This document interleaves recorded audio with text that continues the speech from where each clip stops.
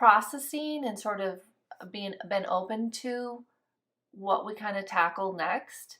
And just given who I have here, I thought this was a really good one to look at and explore, kind of like with ego, and see what comes up. I think a lot of us have worked on this in this department, but I think more is going to be shed, just kind of like when we did the ego. The light was shining and we could see all the little areas. So I think this might be a fun one. What do you guys think? Let's go. I'm nervous. You're nervous. I pictured Nicholas. I pictured you hopping on a horse. Giddy up! Oh my god, more like a pony. Oh, that's so cute. It was a small pony. It was white for some reason. Oh.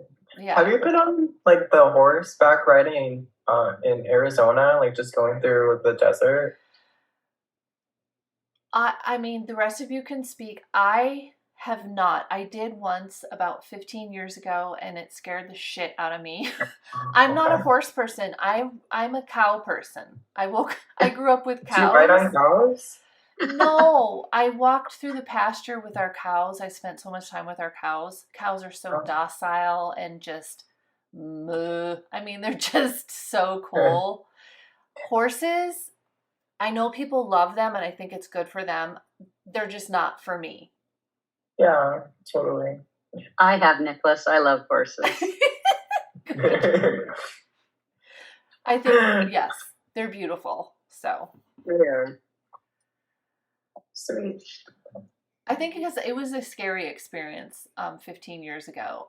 They put me on a horse named Dancer, and he was very kind of wild and yeah. Okay, dancing. So yeah, he was dancing. Yes, I needed a more sedate cow. So let's dive into this for our remaining time. Are you an overgiver? Write out the thoughts and feelings that are coming up for you, or share thoughts and feelings that are coming up for you. And it can be anything. That's the cool thing about this. Like, what's coming up? You might even say, well, I'm doing great. I'm not an overgiver anymore, or whatever it may be. I like to say I'm a recovering overgiver and slip once in a while. Sometimes I slip. Absolutely. Yep. I'm in your company too. But I see where I do it, for sure. It still does come up. Yeah. I mean, this definitely shows up so much for me.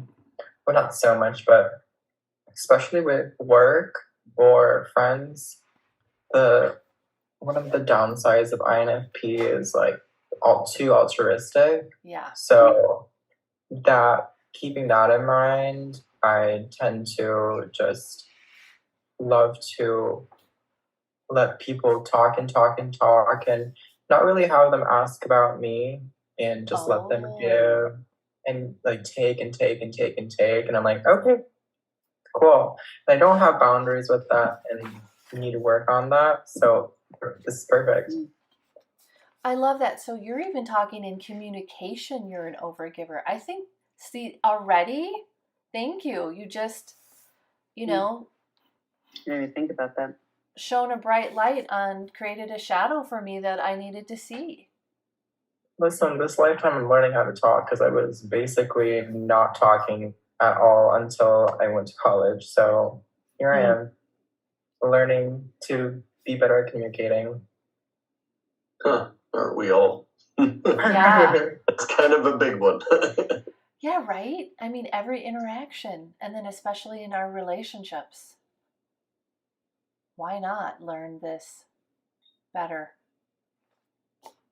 I don't know. This asks about feelings, and honestly, if I'm, sharing with the group, I'm still very bitter about this concept because I feel like I think my trouble is defining that line.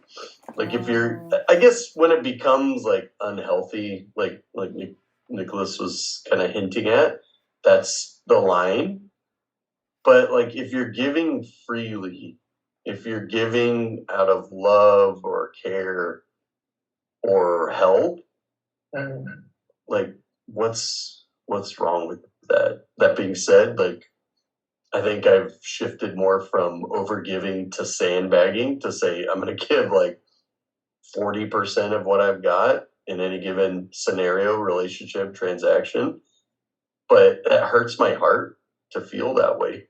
Mm-hmm. And it, like I said, I think bitter is the word that I'm settling on because I'm not quite sold of the whole thing.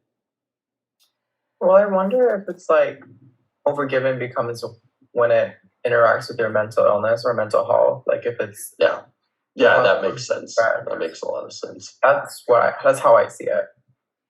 But I mean, even the way that people perceive this concept, like kindness or like you said, listening, like I think almost automatically those traits are associated in just general, right? Averages, not among like all groups, but just as a form of weakness or like versus I gotta believe there's a lot of strength in listening, especially active listening, in compassion and those types of things. But yeah, that makes a lot of sense. Like that's the line where it becomes unhealthy for you, where you aren't having a normal life because like I can wrap my mind around that. This is cool to think about. Yeah, because one would think, well, can't you just love and give your love freely, and you've got the Spirit of God within you, just give, give, give. But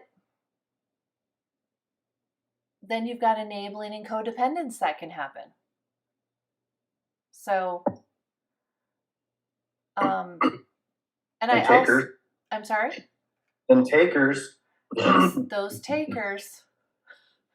They'll take until you're drained of everything. But I look at giving. Go ahead. I'm sorry. No, you go ahead. I was just had a thought about that too, which just where you can overgive in so many ways, whether it be emotionally, physically, mentally, or through money or gifts. But when you give, if you say you're in a relationship or workplace or whatever, if you give more than you're getting back at some point, I think that can cause resentment, if you're the only one giving. Yeah, so that is the absolute thing about overgivers. They're the most resentful people I know because they're just worn out, and we get resentful when we're worn out and don't receive back. You mentioned emotional overgiving, and so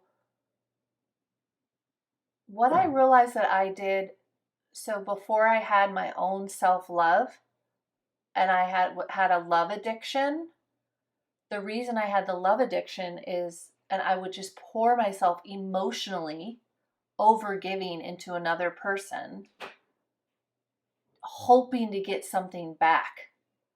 So that wasn't healthy for me. And then also, I believe it was probably a turnoff to the person. They could probably feel that. And of course, I haven't done that in a long time, but I'm feeling into the unhealthy version of that and why I was doing it. I was doing it to get something back because I wasn't feeling whole. I didn't recognize my wholeness. So I don't know if that resonates for anyone else too, sort of that idea. Yeah, I 100%. Okay. I get that. Yeah, wow. Yeah, makes a lot of sense from the why perspective that we don't, like you said, it's probably taken a lot of work for you to realize that. Yeah. I also, I'm thinking of a client too that I would love to coach, but she's a hair client. She won't. But she overgives because she doesn't feel good enough about herself. And so she just keeps giving and giving and giving. And I think that came from a childhood template where she actually had ill parents. And so she couldn't be a child. And so she just always took that role. And so that's all she knows. So to undo her template would be, it can be done, but it would be a lot of work. So yeah, overgiving comes from a lot of places. I think we're realizing. Okay, what is next? Okay, I think this is super simple, but sometimes simplicity just kind of stares you in the face and goes, oh, that's true. So giving is good and healthy, right? It's good to give. But overgiving is actually unhealthy. And, got my little spinner. Receiving, taking is good and healthy, right? It's good to receive. Because also we bless the other person when we receive. Sometimes us overgivers forget that. Sometimes we take away the possibility for someone to give to us. Does that resonate with anyone? Yeah. Yes, I think that I've seen that before, where I've given too much, or I did so much, and they were like, "Well, I can't top that," and they just they didn't. Yeah. You know. And almost like it happened to me too, where someone overgave, and I was kind of like, "Oh, I can't do that back," but you know what I mean? Like, I don't know, hard to explain, but I know I've been there, seen that in situations before. I actually have an example of this. I asked a friend to watch our cats. It's not you guys, Joey. This was before you guys. And I knew she was the overgiver type. She's more of an acquaintance, but I could just tell. But I knew she was very conscientious and she would watch my cats well. I think I was gone for probably 4 days or something. And so she apologized to me for something about, she literally was going to go buy more kitty litter and even food, even though I had plenty. But she's so used to overgiving. I don't know if I'm remembering correctly, but she basically apologized to me. That's another thing overgivers do, is they apologize a lot. Any of you guys do that? Saying sorry when you shouldn't? I used to. Yeah, I know. We used to work on that, Troy, didn't we? So anyway, so that always catches me when someone's apologizing. I mean, I literally, again, I'm a coach, so I could kind of maneuver her through it with, oh no, there's no apology necessary. But it was weird to me to have someone apologizing for not going and getting more kitty litter. It's like, I didn't ask you to, and I don't want you to. And I think I made my point, but it was weird. I hadn't come across that in a while, So only receiving, overtaking is unhealthy. Yes, of course, we all know this. But I think with this group, okay, let's be honest, with this group, are any of us guilty of overtaking? No, I can't even imagine. I'm right there. Yeah, for sure. Right, Troy? Yeah. I might actually do it sometimes now. I've almost swung the pendulum. Not, all right, you guys, not too bad, but my partner's a really good giver. And I think I have to watch and make sure that I don't overtake. It's pretty balanced, though, to be honest. I just remembered how I made him breakfast and lunch yesterday.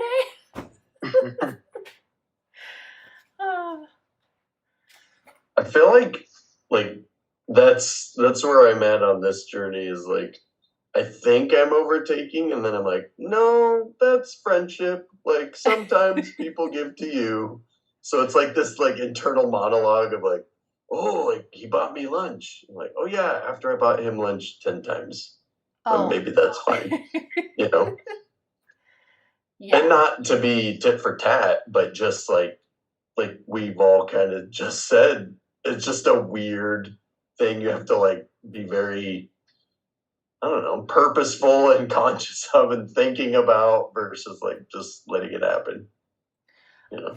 Yeah, because I know for sure that Troy, me, Nicholas, and Joey, for sure, we all can be too altruistic. Like, it's literally in our personality profile. It's not in yours, Denise's, but I'm sure, like you said, you were aware that you're a recovered one and you were doing it for certain reasons. But we have the double whammy of like, it's actually, we can lean towards that weakness in our makeup. So I'm so used to giving that when someone wants to give to me, like say it's a coworker that wants to buy me lunch, I get kind of weird about it. Me too. I get uncomfortable. Yeah, I'm like, I'm used to this. Like I'm when, okay, I'll get it next time. Are you sure? Are you sure? But then I also know that if you don't let them give, it's going to make them feel good to like buy lunch that day. And if I say no, then I'm not being rude necessarily, but I'm, taking that away from them. They wanted to do something. They wanted to give. yes. So I will, kind of force myself to go, all right, thank you. But it's hard to do it.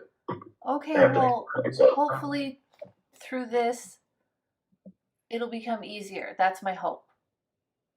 And also watch your language. You said, are you sure? Are you sure? Can we not do that anymore, Troy? Can we make an effort to not say, are you sure? Are you sure? Yeah. So I'm speaking it out loud so the next time it happens, you'll have me on your shoulder telling you, don't say it. It's a dirty word. I've been mindful of it. Sometimes I'll say it, but sometimes I'm like, okay, just accept it, just take it, just say okay, thank you, walk away. Yes. Yes. So, I'm glad you just embodied like our thoughts, because it's so weird to just think some people literally in their head, they're like, cool, they're buying me lunch. And then it moves on, right? Yeah. Like to put yourself in so, and I know like, this is probably a little exaggerated, a little caricaturized, but I mean, it's resonating with me, Troy, like, and just imagining that it doesn't have to be that way. It's funny. right. Yeah. Yeah, it doesn't have to be that way. Okay. It is healthy to give and receive, take in balance. So see our balance scales? Mm-hmm. Yeah. Let's feel our balance scales. I want this emblazoned in your brain, in your heart. Okay. So, giving blesses both the receiver and the taker. Receiver, taker, and the giver. Yeah, both are blessed when we give, right? And receiving. So again, I just, like you were saying, Nicholas, I made it very simple.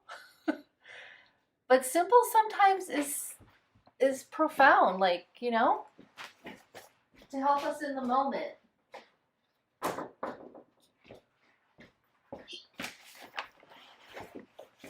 Okay. So, I love this picture. Oh my God. Troy, this was you in your last relationship, wasn't it? Oh my gosh. When we do not allow healthy giving and receiving, we cause hurt or harm to ourselves and others. So I think that's important to recognize. When we do not do this in balance, we harm ourselves too, and the other. Because whenever we're out of balance, it's going to affect everyone. Mm-hmm. Are you guys feeling that? Because sometimes I think we think, we're only harming one or the other, but both are harmed. So think back at all the times you overgave. You harmed the other person in a way from overgiving, because here's what I know from different things I've taught, and I guess my own journey too. If we overgive, sometimes we're stealing their journey from them, what they needed to experience, whether it was a little bit of hardship or whatever it was. Us overgivers can get a little too intrusive and take the experience away. Does that make sense? Yeah, I have a perfect example if I can share. Yeah.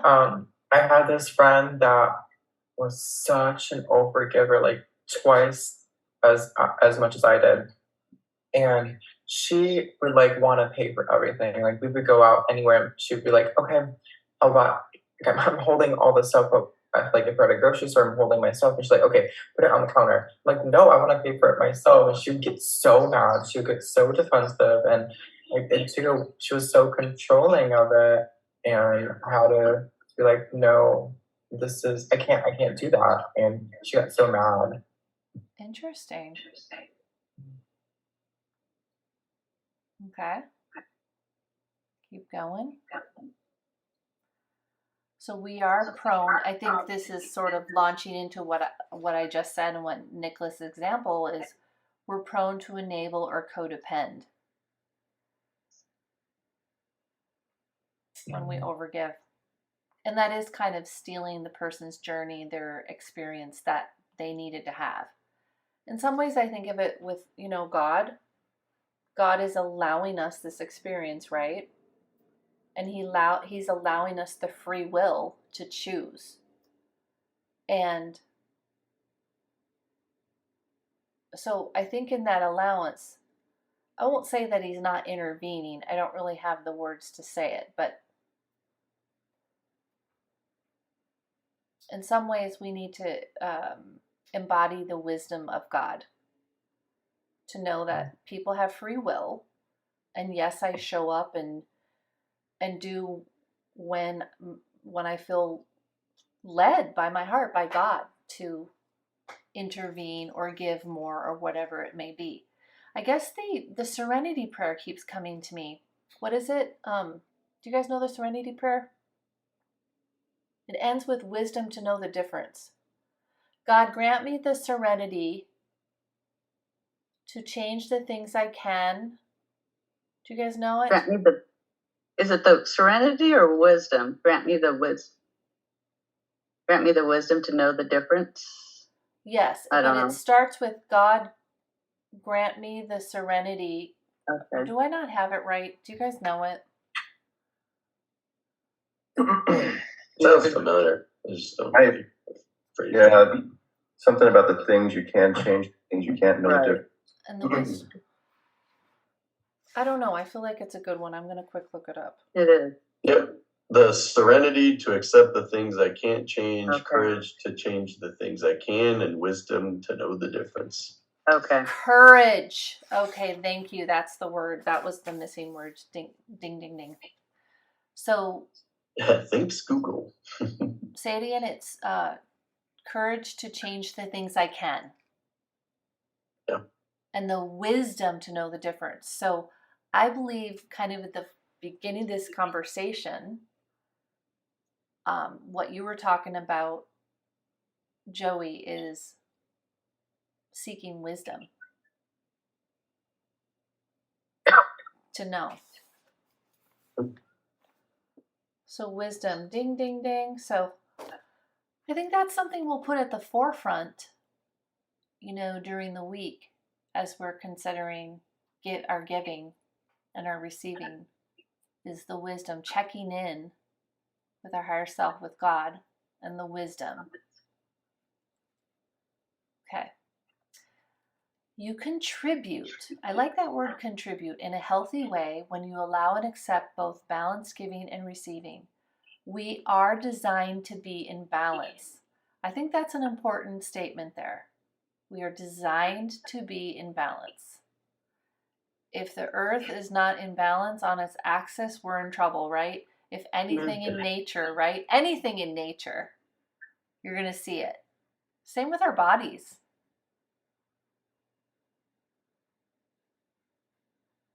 So, circle what resonates. This is probably more for people who are really in the thick of overgiving, more surface, but let's just see if any resonate. Do you feel worn out? Do you feel as if you don't receive enough back? How about that one? Or do you guys feel like you're receiving enough back right now? I wasn't before. That's for sure. That's an understatement.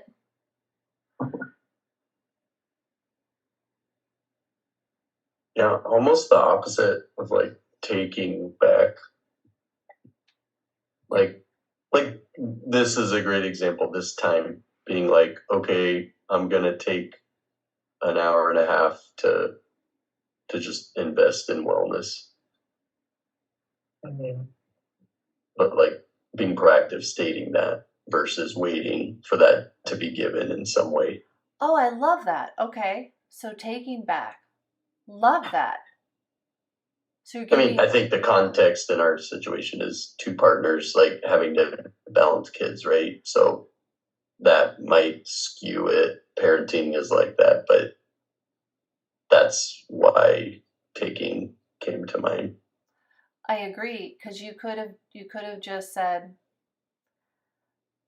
you know, I feel like your higher self has told you, no, this will be your time and you might enjoy it, correct? Or it might be good for you. Yeah. An investment. But instead of like, I don't know, I think in the past I would have been like waiting for permission would be the way I'd state it. As disgusting as that sounds to me, it's the truth. How I felt. Like pitching it out there and then waiting for permission instead of saying, oh, this is something I'm gonna do. Like what needs to happen to enable them. I'm high-fiving the leadership in that. Gotta love our manly leadership. Okay. Do you feel underappreciated? Anyone? Do you have a hard time standing up for yourself? How's that one?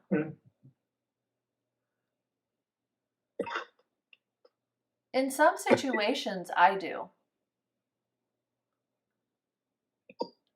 I used to have a really hard time with that.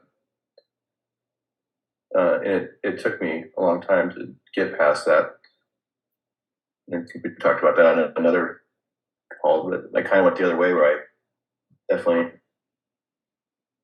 don't walk on anymore. You know, instead of being afraid to like have my voice, I don't want to be in a situation with somebody where I can't have my voice and say how I feel. If I ever in a situation with somebody that way, then it's not a healthy one.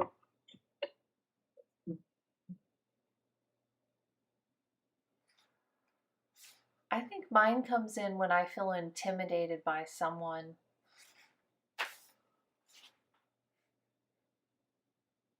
Maybe I think they're, you know, just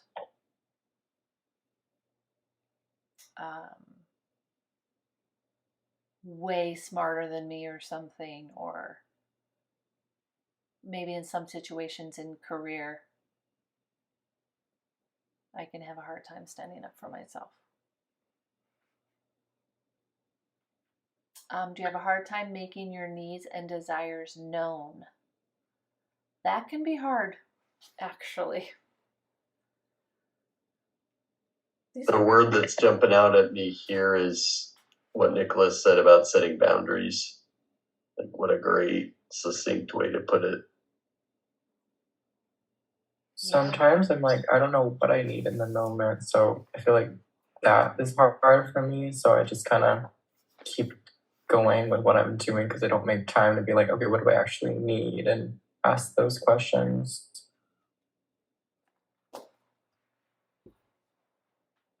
Like sometimes if I'm hanging out with someone and I'm drained, and I'm kind of scared to be like, I really need to go home. And instead I just let it keep, like, it'll be like 3 a.m. and I'm still like, I'll hang out with you. That is hard as a sensitive super feeler. It's a lot less hard for me now because I just won't jeopardize myself. But once in a while, you just get in a pickle.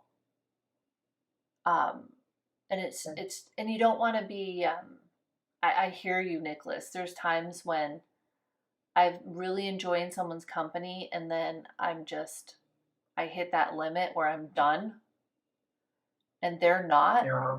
and you're just suffering because you just have to go refuel. That's hard. Yeah. It feels better once you're all fueled up, like once you leave their company and you're like just in your own space and you're like, oh, I can take off my skin and go to bed. Yeah. I think you and I had good practice the other day. We did a video together, Nicholas and I, and we could have kept going, but we both kind of went, no, we're done. Because were you like, I'm guessing you felt the same as me. I kind of was like, okay, that's enough. We need to move, we can, yeah. Like the energy was done. Like it was like, okay, we gotta move on. Yeah. So tuning into the energy, tuning into the wisdom, we just knew. And those times, you guys, when you can feel the energy and you really want to say something and then you don't. But the times that you do, it feels so good. And we'll quit at 8:15. I just looked at the time. You guys got to help me with that. I'm so bad with that. Are you testing us on the session about overgiving? Well, I want to be so honoring of y'all's time too, Let's see. Where are we at? Okay. Are you afraid to, this one's a good one. Are you afraid to make your opinion known if it differs from others? It's like we can be so amiable, like freaking so ridiculously amiable. Sometimes we're not meant to be. You were laughing at that one, Nicholas? Oh my god, that one's ringing true so much because just the opinions I have at times going to a liberal, like just an art school, and everybody just has completely different beliefs than me. I'm like, I don't like walking around here. Because I'm like, if I talk differently, they're gonna look at me weird and like start attacking me or whatever. And that's my fear. So I don't want to say anything, and that just rings true with relationships too. Like I will literally say stuff just to please them, I guess. So I'm gonna say something as inspiration and to think about for all of us. When we give ourselves away in that way that you just described, Nicholas, it's inauthentic energy. And I believe whether they're conscious to it or not, they feel it and it doesn't feel good. It's almost like inviting them to not treat us well. So it doesn't pay to be inauthentic. Are you guys following with that one? I feel like that connects with sarcasm because my friend says the way I say things is so sarcastic. So she's like, I don't take anything you say seriously. So I feel like that kind of plays a big part because I tend to be like, oh my god, it looks so good. And then they're like, you're joking. I'm like, okay. Well, I do like some humor. If you're being fun, I'm all about it. Yeah, but mine can like be like so off the deep end that they're like, what are you talking about? That's my humor. No one gets it. That's okay. It makes you eccentric. I like that.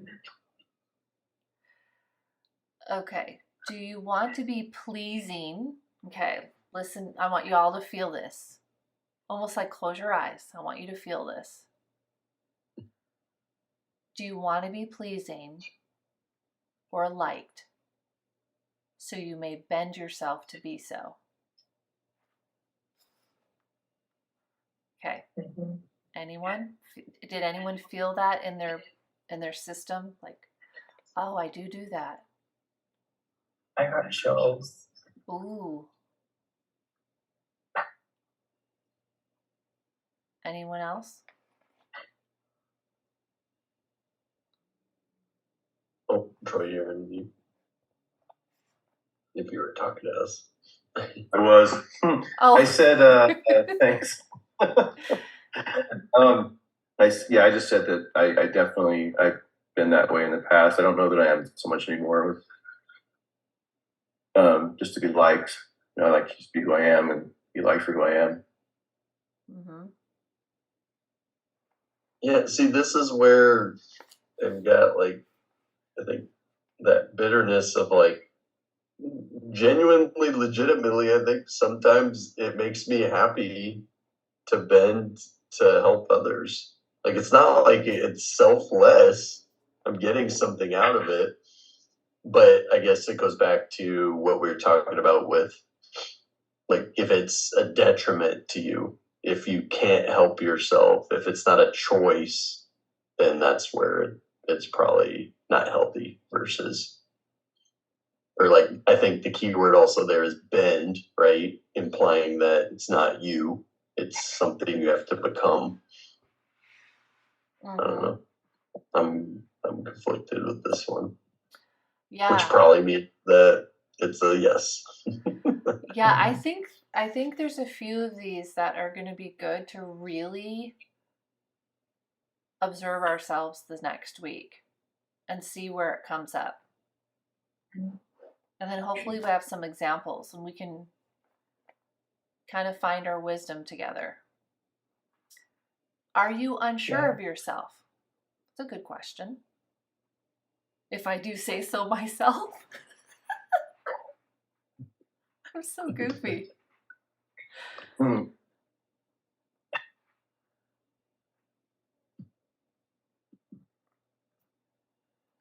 Anyone? Are you unsure of yourself? Sometimes I am.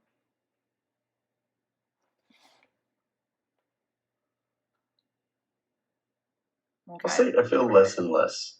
Yep, good. Do you find yourself saying, I'm sorry? Do we have any culprits? I'm sorry, culprits? I do. Oh. I keep working on it though. Good, Denise. We're going to work on that one. Yeah. We'll see, my neighbor's Canadian, so we get into a sorry battle.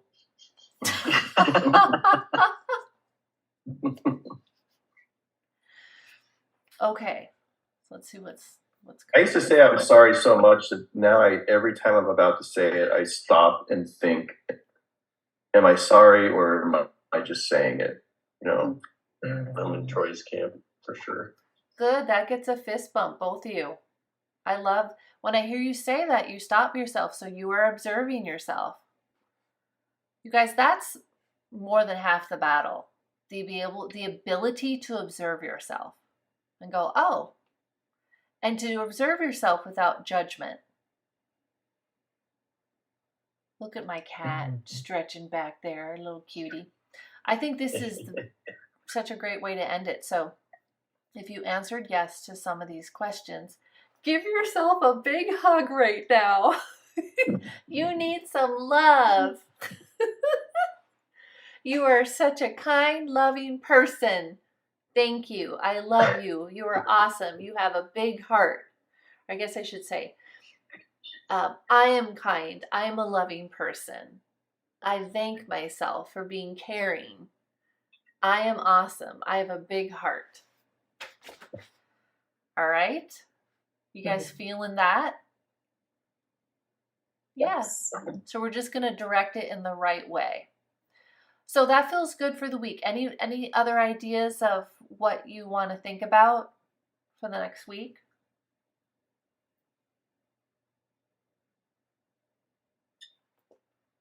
Nothing? Okay. I'm going to put in the notes. We're going to look at page 14. Does anyone need to take a picture of this screen? Or I take a picture and send it to you? I could do that. Yes, queen. Of course, darling. Send it to the group. Where are y'all? Here you guys all are. Yeah, and I'll try to get it up.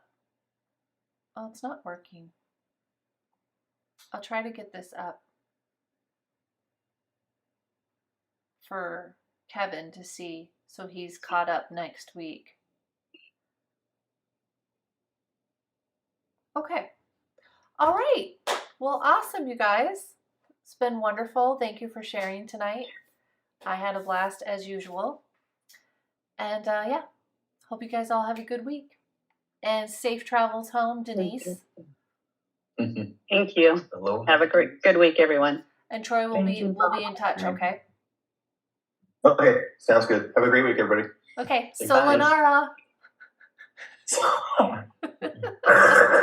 That's so funny. Bye, y'all.